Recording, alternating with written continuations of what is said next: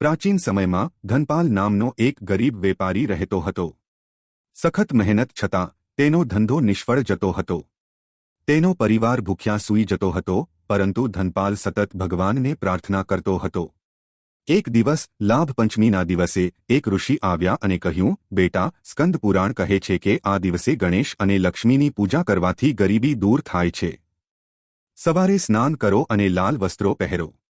ભગવાન ગણેશને એક શિખર પર બેસાડો અને ચંદન, ફૂલો, દૂર્વા, સૂર્યમુખીના બીજ અને મોદક અર્પણ કરો. દેવી લક્ષ્મીને કમળ પર બેસાડો અને ધૂપ, લાકડીઓ અને દીવા પ્રગટાવો. ઓમ ગણ ગણપત્યે નમઃ અને ઓમ શ્રી હરિ શ્રી મહાલક્ષ્મીય નમઃનો જાપ કરો. સાંજે ખાતાવહીની પૂજા કરો અને દાન કરો. ધનપાલે એવું જ કર્યું.